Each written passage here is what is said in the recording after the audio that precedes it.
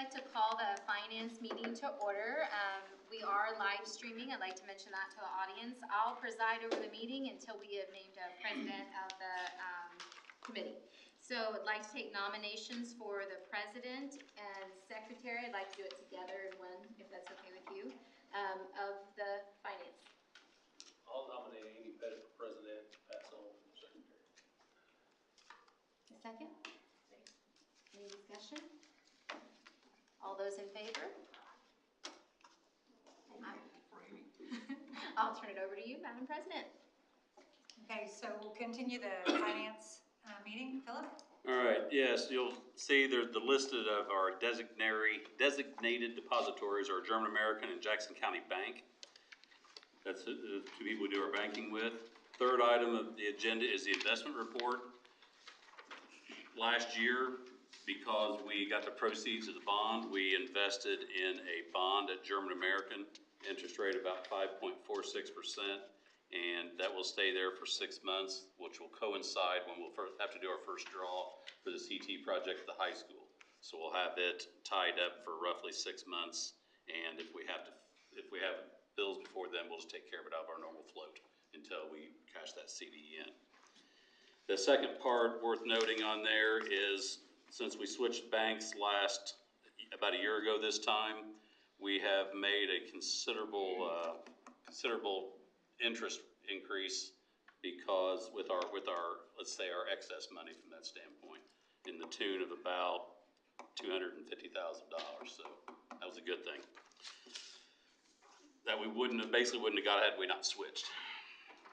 Next up is our investment policy, which is policy 6144.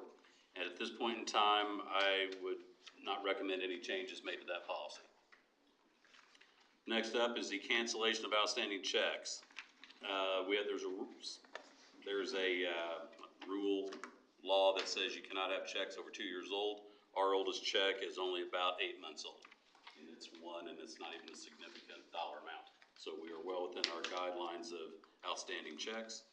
And the last part of it is the financial and qualitative indicators. And when you look at that, you'll see things we already know, as in we had a slight dip in ADM from year 21 to 22, because this is all a year in arrears because of the way they compile the data. We had a reduction in operations funds, which we knew about. I mean, we had to plead some of that out with basically raises and different things like that, and increased fuel costs and all those different things that go into the operation fund spending.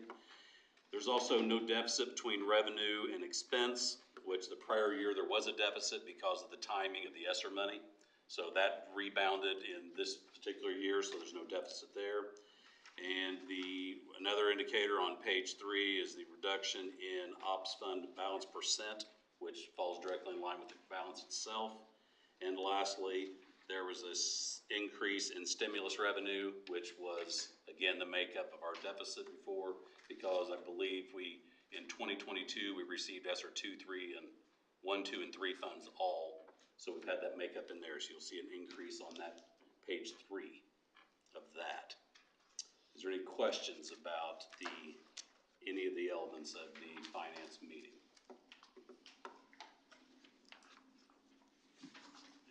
Hearing no, that's all I have to report. Okay, perfect. Hearing no discussion, entertain a motion to adjourn the finance meeting.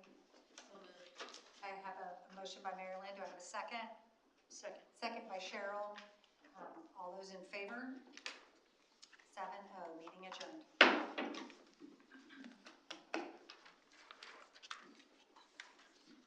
10 minutes.